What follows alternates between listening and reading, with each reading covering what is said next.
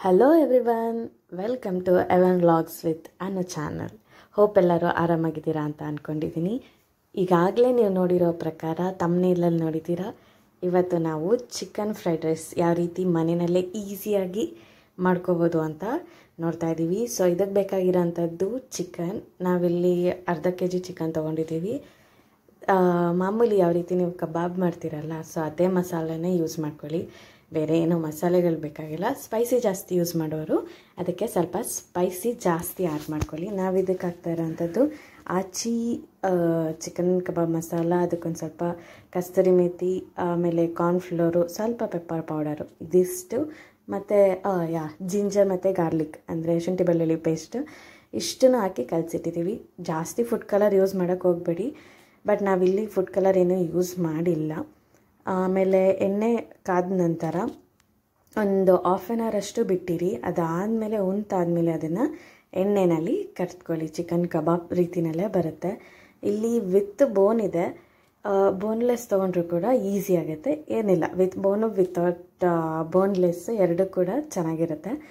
ಆಮೇಲೆ ಒಂದು ಕಡೆ ಈಗ ಚಿಕನ್ ಕಬಾಬ್ ಆಗ್ತಾ ಇದ್ದಂಗೆ ಒಂದು ಕಡೆ ನಾವೇನು ಮಾಡ್ಕೊಳ್ಳೋಣ ಅಂದರೆ ಎಲ್ಲ ವೆಜಿಟೇಬಲ್ಸ್ನೂ ಕೂಡ ನೀಟಾಗಿ ಸಣ್ಣದಾಗಿ ಕಟ್ ಮಾಡ್ಕೊಳ್ಳೋಣ.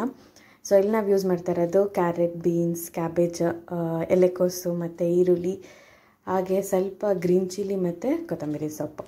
ಸೊ ಪ್ಯಾನಲ್ಲಿ ಈಗ ಎಣ್ಣೆ ಕಾದಿದೆ.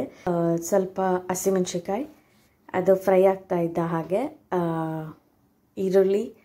ಈರುಳ್ಳಿನೂ ಕೂಡ ಹಾಕಿ ನೀಟಾಗಿ ಫ್ರೈ ಮಾಡ್ಕೊಳ್ಳಿ. ಕ್ರಂಚಿ ಥರ ಇದ್ದರೆ ಸಾಕು, ಏನು ಫ್ರೈ ಮಾಡ್ತಾ ಇರಬೇಡಿ.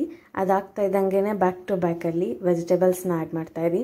ಸೊ ತರಕಾರಿ ಅಂತ ನಾವಿಲ್ಲಿ ಬೀನ್ಸ್ನ ಹಾಕಿದ್ವಿ, ನೆಕ್ಸ್ಟು ಕ್ಯಾರೆಟ್ ಹಾಕಿದ್ದೀವಿ. ಅದಾಗಿದ್ದು ನೆಕ್ಸ್ಟಿಗೆ ಎಲೆಕೋಸು ಕೂಡ ಅಲ್ಲಿಗೆ ಆ್ಯಡ್ ಮಾಡಿ ನೀಟಾಗಿ ಅದನ್ನು ಫ್ರೈ ಮಾಡ್ಕೊಳ್ಳಿ. ಕ್ರಂಚಿ ಥರ ಇರಬೇಕು, ಸಾಫ್ಟ್ ಆಗಬಾರ್ದು, ಕ್ರಂಚಿ ಆಗಿರಬೇಕು. ಸೊ ಆ ರೀತಿ ಅದನ್ನು ಫ್ರೈ ಮಾಡ್ಕೊತಾ ಬನ್ನಿ. ಫ್ರೈ ಮಾಡ್ತಾ ಒಂದು ಕಡೆ ಏನೆಲ್ಲ ಮಸಾಲೆ ಆ್ಯಡ್ ಮಾಡ್ಕೋಬೇಕು ಅಂತ ಒಂದು ಪ್ಲೇಟಲ್ಲಿ ತೆಗೆದಿಟ್ಕೊಳ್ಳೋಣ. ಅದೇನೆಂದರೆ ಸ್ವಲ್ಪ garam masala, pepper powder, chilli, salt, ಇದಿಷ್ಟು ನಾವು ಈ ಮಸಾಲೆಗೆ ಹಾಕ್ತಾಯಿದ್ದೀವಿ. ಮತ್ತು ನಿಮಗೆ ಬೇಕಾದರೆ ಮ್ಯಾಗಿ ಮಸಾಲನೂ ಕೂಡ ಆ್ಯಡ್ ಮಾಡ್ಬೋದು, ಚೆನ್ನಾಗಿರುತ್ತೆ. ಸೊ ಸ್ವಲ್ಪ ಸೋಯಾ ಸಾಸ್, ಬ್ಲ್ಯಾಕ್ ಸೋಯಾ ಸಾಸ್ನ ನಾವಿಲ್ಲಿ ಆ್ಯಡ್ ಮಾಡಿದ್ದೀವಿ. ಸೊ ಈಗಾಗಲೇ ರೆಡಿ ಮಾಡಿ ಇಟ್ಕೊಂಡಿರುವಂಥ ರೈಸ್ಗೆ ಒಂದು ಸ್ವಲ್ಪ ಆಯಿಲ್ನ ಹಾಕ್ಕೊಂಡು ಇಟ್ಕೊಂಡ್ರೂ ಓಕೆ, ಉದ್ರಾಗಿ. ಅಥವಾ ನಿಮಗೆ ರೈಸ್ ಮಾಡೋದ್ರಲ್ಲಿ ನೀರು ಅಳತೆ ಪ್ರಮಾಣ ಗೊತ್ತಿದೆ ಅಂದರೆ ಅದನ್ನು ಉದ್ರುದ್ರವಾಗಿ ಕುಕ್ ಮಾಡ್ಕೋಬೋದು. ಇದು ರೈಸ್ ಜೊತೆಗೆ ನೀಟಾಗಿ ಅದು ಮಿಕ್ಸ್ ಆಗೋ ರೀತಿಯಲ್ಲಿ ಅನ್ನನ ಆ ಮಸಾಲೆ ಜೊತೆ ಕಲಿಸ್ಕೊಳ್ಳಿ. ಇದಾಗ್ತಾ ಇದ್ದಂಗೆ ಈಗಾಗಲೇ ನಾವು ಕಬಾಬ್ ಮಾಡಿ ಇಟ್ಕೊಂಡಿರೋದನ್ನು ಸಣ್ಣದಾಗಿ ಕಟ್ ಮಾಡಿಟ್ಟಿರ್ತೀವಿ, ಅದನ್ನು ತೆಗೆದು ಇದಕ್ಕೆ ಆ್ಯಡ್ ಮಾಡಿ. ಸೊ ಇದಾಗ್ತಾ ಇದ್ದಂಗೆ ಗಾರ್ನಿಷಿಂಗ್ ಹೆಂಗೆ ಅಂತ ಸ್ವಲ್ಪ ಕೊತ್ತಂಬರಿ ಆ್ಯಡ್ ಮಾಡಿದ್ರೆ ನಮ್ಮ chicken fried rice ready to heat.